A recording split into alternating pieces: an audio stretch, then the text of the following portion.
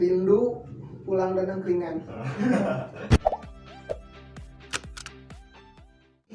Baik, bertemu lagi dengan saya Ahmad Dimyat Ridwan.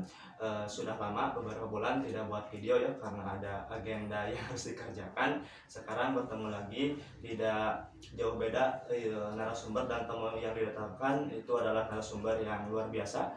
Pada kesempatan kali ini kedatangan tamu sekaligus narasumber bernama Kang Imam Muhammad Ridwan SIP.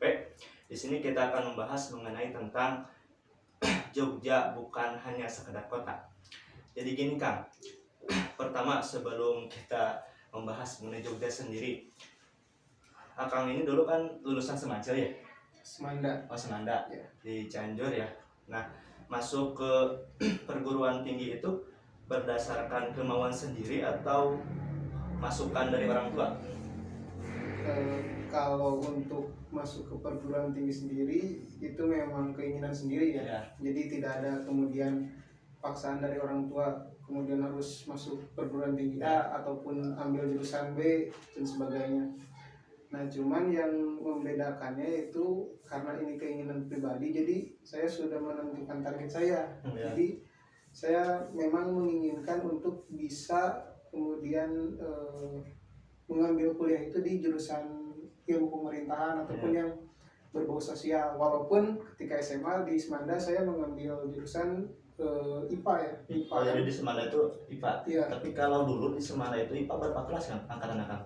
Waktu itu IPA-nya ada 5, 5 IPS. kemudian IPS 4. 4. Ya, tapi kebetulan karena kelas saya itu orang-orangnya agak bandel ya. Jadi kadang sama guru-guru juga disebutnya ini tuh IPS 5 jadi jadi karena orang-orang di kelas saya tuh campuran sebetulnya. Memang kalau yang IPA banget dan berprestasi banget ada, yang tengah-tengah bahkan melenceng juga banyak. Nah mungkin saya bagian dari yang tengah dan melenceng. Jadi akhirnya saya pun melenceng akhirnya kan dari IPA kemudian mengambil jurusan IPS. Saya kira itu sih kalau dari kuliah ya, nggak ada paksaan sih dari siapapun ya. Dulu masuk sekarang itu kan akan itu ke kuliah di UMY ya, Universitas Muhammadiyah Yogyakarta. Nah, di Jakarta. Nah, dulu lulus di UMY ini jalur apa Kak? Dulu itu dari UMY itu kan ada banyak ya jalurnya. Yang saya tahu itu ada dari tahfiz Al-Quran, kemudian ada juga yang tes-tes, tapi alhamdulillah kalau saya waktu itu masuk dari jalur rapot atau nilai pendidikan. Jadi waktu itu saya ingat saya masukin di gelombang pertama. Karena begitu saya lulus pun saya dapat kelas tuh di bagian pertama. Ya kelas B lah. Dan NIM saya pun masih 95 kalau saya. Ya, belum terlalu jauh. Kalau ilmu pemerintahan itu pilihan pertama kan? Pilihan pertama. Setelah Akang dinyatakan lulus masuk UMY, kemudian apakah ada tanggapan dari orang tua Akang? Tentu ada. Jadi ya ini menarik. Jadi dulu tuh kan ya mungkin Kang Ahmad juga tahu saya lahir dan besar di sini. Tentunya di kalangan masyarakat Nahdlatul Ulama ya. Dan ketika saya pulang pergi ke orang tua dan bilang bahwa saya lulus di UMY, orang tua kan bertanya, UMY itu apa? Universitas Muhammadiyah Yogyakarta. Nah mungkin orang tua agak keberatan di Muhammadiyah. Nah kemudian saya kasih pengertian bahwasanya untuk NU dan Muhammadiyah itu bukan sesuatu hal yang harus beda-bedakan terlalu jauh, karena itu hanya terletak pada organisasi saja. Terkait pelaksanaan sebagainya saya kira tidak menjadi hambatan ya. Kemudian setelah saya berikan pengertian, alhamdulillah akhirnya setuju juga ke UMY kuliah. Kemudian ya saya melihat UMY ini waktu itu karena ini juga sih, karena kegagalan sebelumnya. Jadi begitu saya kelas 3 SMA, target utama saya sebenarnya ikatan dinas ke IPDN. Nah saya daftar IPDN di gelombang ketiga kayaknya, yang pemeringkatan itu saya gagal. Tapi kalau pas grade semua lolos, cuman nilainya mungkin belum tinggi. Nah setelah itu saya ikut SNMPTN itu di Unpad sama Undip, jurusan pemerintahan juga, gagal. Nah di situ saya cari-cari kan di internet mana nih ilmu pemerintahan yang kiranya akreditasinya A. Nah waktu itu 2017 kalau tidak salah ada 5, ada 4 diantaranya negeri, UI, Unpad, Undip, dan UGM, satunya UMY. Saya coba peruntungan di sana. Nah kemudian kalaupun misalkan pilih UMY, apakah ada pertimbangan tersendiri? Sebetulnya ada kalau dari pribadi saya, karena saya memaknai UMY itu kan ada di Jogja. Kemudian Jogja sering kita kenal juga dengan kota pelajar.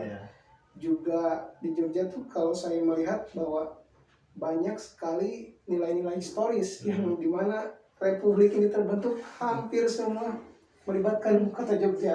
Betul. Kemudian tokoh-tokoh nasional yang besar hari ini pun bahkan kalau tidak pernah kuliah di Jogja pasti ada bersinggungan, mungkin lahir di Jogja ataupun pernah apa di Jogja. Ada keterkaitan mungkin. Iya, itu yang kemudian membuat saya, wah kayaknya saya harus hijrah nih dari Cianjur nih ke Jogja. Dan saya juga melihat bahwa ketika saya di Jogja, otomatis saya akan menemui Indonesia secara kecil. Maksudnya miniatur Indonesia ada di Jogja. Semua orang berkumpul di sana, dan ya itu yang kemudian menambah nilai-nilai pada kehidupan kita ketika bertemu dengan orang lain. Akang ini kan ke Jogja itu pas mau kuliah kan ya? Kurang lebih kalau dihitung dari sekarang kisaran 4 tahun ada nggak? 4 tahun ada. Ada 4 tahun. Nah, sudah tidak aneh lah ya sekarang melihat kultur atau kebiasaan orang-orang di Jogja. Nah, kebetulan saya pribadi belum tahu secara detail ya gimana di Jogja itu. Nah, Akang mungkin bisa menjelaskan secara umum lah gimana sih kehidupan di Jogja itu gitu. Oke. Kalau saya bandingkan ya, dikomparasi antara kehidupan sebelumnya di Cianjur dengan di Jogja sebetulnya tidak jauh berbeda. Kalau dalam hal masyarakatnya ya, karena kan kita juga di Sundanya Cianjur tuh terkenal halus-halus, kayak gitulah. Dan ketika saya kesana memang sambutan masyarakat setempat yang mungkin karena sudah terbiasa juga menerima orang-orang dari luar, jadi tidak ada kultur shock yang seperti apa. Misalkan wah ini kaget saya, jadi misalkan nggak berani makan keluar atau walaupun beda bahasa gitu kan. Tapi kalau bahasa kan beda bahasa apa? Bahasanya kadang Jawa kadang Indo. Tapi Indo. Ya kalau dengan orang lain paling Indo. Tapi kalau misalkan sama teman-teman yang dari Jawa ya kadang Jawa juga gitu. Nah dan untuk kehidupan di Jogja nggak jauh beda sih dengan Cianjur ya. Saya kira itu. Tapi katanya nih ya, saya juga nggak tahu kalau di Jogja itu katanya beli barang itu murah katanya. Betul nggak? Atau tidak beda jauh sih dari sini gitu? Iya, itu sebetulnya kayak sudah menjadi apa ya, stereotip ya. Ketika saya pulang misalkan kuliah di mana di Jogja, oh di sana barang atau makanan murah. Sebetulnya saya kira enggak juga. Maksudnya gini, ada memang yang murah, cuman itu tergantung ke kita. Jadi semua pilihan ada, mau yang paling murah sampai yang semahal-mahalnya pun ada. Jadi saya kira udah sama aja sebenarnya, cuman untuk tidak memperpanjang lagi menjelaskannya saya bilang ya gitu aja. Siap. Sekarang di dunia perkuliahan kan, Akang kan sudah sudah banyak masuk organisasi internal ya ataupun eksternal. Nah, boleh dijelaskan kan mengenai pengalaman dulu ikutan organisasi apa aja gitu secara singkat aja sih. Kalau untuk organisasi di masa perkuliahan itu, pertama saya ikut di organisasi Komda ya, komunitas daerah. Nah itu namanya Pancaniti. Jadi itu ada semacam komunitas yang mewadahi pelajar dan mahasiswa Cianjur yang berkuliah di Jogja. Sebetulnya jadi khusus mahasiswa Cianjur Gundul. Betul. Nah kemudian sebetulnya itu tidak hanya terbatas pelajar dan mahasiswa, itu juga ada keluarga. Nah jadi kan kadang ada orang yang nikah sama orang Jogja, walaupun dia nggak kuliah di sana, tapi karena dia berasal dari Cianjur, ya kita libatkan juga ke komunitas kita, jadi akhirnya semua orang bisa berkumpul di sana. Tapi syaratnya harus mahasiswa ya Kang? Enggak sebetulnya. Enggak. Oh. Yang penting orang Cianjur yang domisili Cianjur di Jogja gitu. Iya. Semua orang mau pelajar, mahasiswa dan keluarga itu bisa masuk ke Bisa Pancaniti. Nah kemudian setelah di Pancaniti, saya di tahun pertama kuliah ikut di organisasi internalnya itu di KOMA, itu Korps Mahasiswa yang Pemerintahan, semacam HMJ ya, kan di bawah BEM tuh. Nah KOMA kemudian eksternalnya waktu itu ikut di HMI. Ya, setelah di HMI berjalan saya mungkin udah tahun waktu itu libur pertama ya kalau nggak salah, semester awal kan biasa di kuliah tuh liburnya panjang ya sampai 3 bulan. Terus saya lihat ada ini apa, event CGUD, kemudian saya ikut juga daftar waktu itu, kemudian diamanahi waktu itu untuk memegang wilayah 5 Cianjur Selatan. Itu programnya Back to School waktu itu, CGUD. Dari CGUD kemudian panjang, akhirnya mungkin di masa-masa semester akhir kan ada KKN-nya. Itu semester 5, semester 7? Semester 7 kayaknya. Ya. Nah KKN kebetulan kalau saya pilih KKN mandiri, itu yang pengabdiannya di daerah 3T dan itu di Sorong, Papua Barat ya. Dan kebetulan waktu itu saya jadi ketuanya di sana. Itu membawahi 24 orang.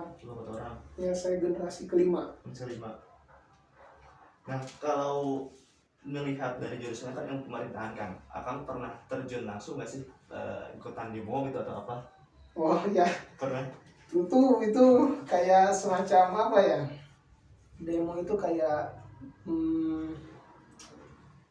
pengimplementasian atau pengejawantahan kita ketika memang kita melihat suatu fenomena, kemudian kita pelajari, kita teliti, kita kumpulkan data-data dan sebagainya. Setelah semua dilakukan, kita melakukan konsolidasi, menentukan tuntutan dan sebagainya. Akhirnya kita ikut turun ke jalan. Cuman udah ya saya ikut juga beberapa kali demo. Kayak pertama saya ikut demo itu pas revisi undang-undang MD 3. Itu di Jakarta Pak? Itu masih di Jalan Malioboro di DPRD-nya. Yang kedua waktu itu undang-undang KPK yang kalau nggak salah sampai itu trending di Twitter yang Dijaya memanggil. Betul. Itu kemudian yang ketiga yang kemarin yang paling terbaru di Omnibus Law. Ikut juga. Iya ikut juga sampai kena gas air mata. Jadi ya mewarnai kehidupan. Maksudnya kan tahapan dalam demo itu berapa lama sih persiapannya gitu sampai turun ke lapangan gitu? Sebetulnya tidak ada khusus, aturan khusus yang menyatakan misalkan harus 2 bulan atau berapa. Itu sebetulnya kan bisa insidental juga, bisa memang terencana ataupun ya langsung aja gitu. Jadi saya kira untuk persiapannya tidak ada waktu khusus, cuman yang paling penting itu adalah bagaimana kemudian kita bisa melihat fenomena ini, kemudian kita mempelajari. Jadi jangan sampai kita turun ke jalan rame-rame, gak tahu kita nih mau nuntut apa, permasalahannya apa.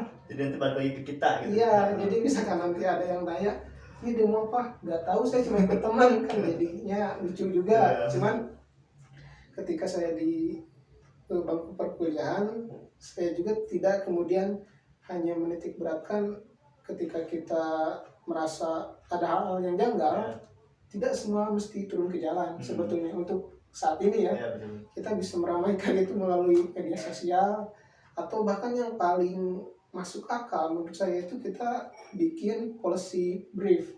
Jadi semacam kita membuat alternatif kebijakan yang dikeluarkan oleh pemerintah ataupun DPR dan sebagainya, kita buat alternatif dan solusinya, kita sampaikan. Nah, itu yang banyak cara sebetulnya untuk kita merubah sistem ataupun yang kesalahan-kesalahan saat ini.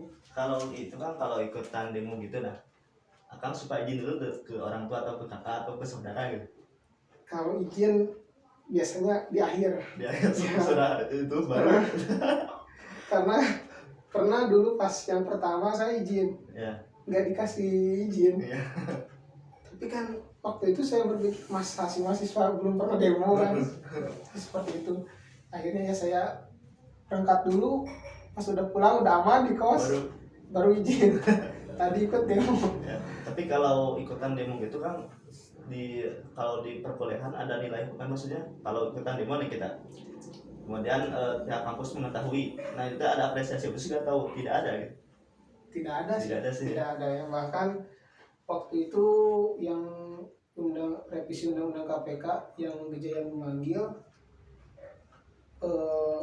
masa aksi itu sebetulnya sudah ramai di media sosial. Kemudian kampus tidak mengeluarkan sikap apapun terhadap kebijakan pemerintah, baik itu rektorat ataupun seperti apanya, tidak ada mengeluarkan apapun. Akhirnya kita membuat semacam banner, kemudian kita tempel di lobi fakultas, mahasiswa diliburkan, kuliah di Gejayan. Akhirnya kan orang yang baca itu mundur lagi kan, akhirnya gerbang WM itu penuh dengan lautan masa aksi, sampai gak ada yang kuliah. Gak ada yang kuliah sama sekali. Padahal tidak libur. Nah itu yang kemudian membuat kita bahwa untuk melakukan aksi itu tidak perlu ada arahan khusus dari kampus. Kemudian kita juga tidak bergerak atas pesanan orang, enggak. Jadi memang kita bergerak atas keinginan pribadi. Kemudian apabila kita mengikuti kampus, apakah ada apresiasi atau sanksi? Tidak ada. Tidak ada. Kalau ada yang terjadi apa-apa, contoh diculik atau apa, itu tanggung jawab siapa kan? Oh itu ada bagian khusus. Jadi biasanya memang dalam jalannya aksi itu kan ada korlap, kemudian ada juga kita bekerja sama dengan lembaga bantuan hukum. Karena bagaimanapun ketika sekumpulan massa berada di satu titik, emosinya kan beda. Kemudian ada orang juga yang mungkin seolah-olah dengan tanda kutip menertibkan, akhirnya melakukan segala cara, penculikan ataupun interogasi dengan melakukan kekerasan, itu pasti ada. Cuman untuk hal itu kita biasanya mengantisipasi dengan berkolaborasi dengan lembaga bantuan hukum. Terus kembali ke Jogja sendiri kan, kalau Jogja ini kan dikenal dengan kota pendidikan ya, sama dengan Bandung. Nah, yang menjadi identik dari kota Jogja ini mengenai pembelajaran seperti apa? Kalau selama saya di Jogja, saya itu memaknai bahwa hampir setiap sudut yang ada pemudanya, baik itu 2-3 orang di Jogja, itu menjadi tempat diskusi paling asik. Oh, menarik ya? Iya, sampai ya kita misalkan berdua atau bertiga di tempat kopi yang biasa, angkringan biasa, kita bisa memperbincangkan negara, dunia, filsafat, bahkan nabi-nabi. Jadi maksudnya yang ingin saya katakan bahwa setiap sudut di Jogja tuh memang dipenuhi diskusi. Itu yang kemudian saya bisa memaknai ketika berkumpul dengan A, dengan B, dengan C, kita selalu mendapatkan nilai lebih. Ada pengetahuan baru yang kita dapat, dan itu yang saya tidak temukan di Cianjur. Belum mungkin. Ya. Hal menarik apa Kang yang selama ini dirasakan di Yogyakarta itu seperti apa? Hal yang paling menarik gitu?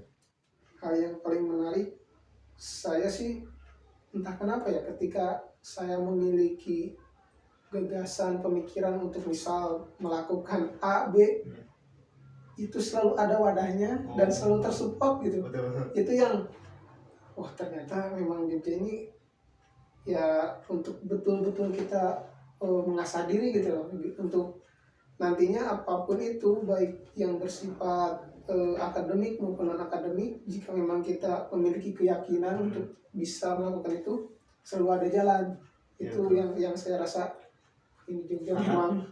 Karena terkadang sih kan gini ya, ketika kita punya ide atau gagasan tapi gak ada wadah, percuma kan ya? Jadi mentok nih. Iya, jadi kayak siapa nih yang support? Betul, kalau di Jogja ada wadah khusus mungkin?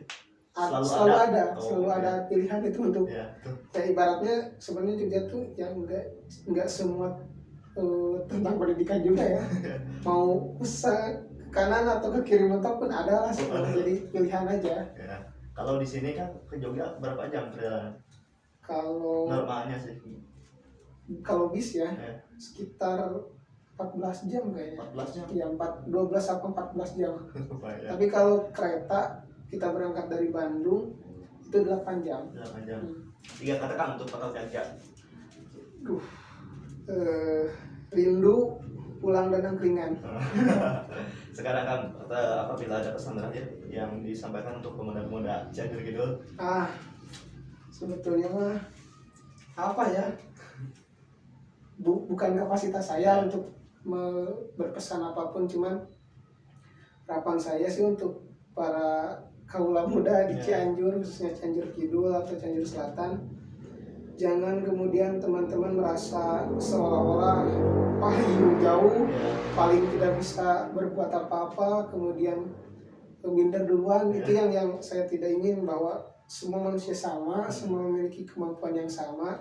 Jadi tinggal bagaimana kemudian kita mengolah itu, untuk kemudian ya tidak bisa kita selesaikan sendiri, akhirnya kita harus pilihkan jalur lain, yaitu sinergi, berkolaborasi dengan orang lain, menentukan apa yang bisa kita raih. Yang saya kira itu sih untuk pemuda Cianjur Selatan, ya jangan sampai minder lah, pokoknya harus percaya diri lah.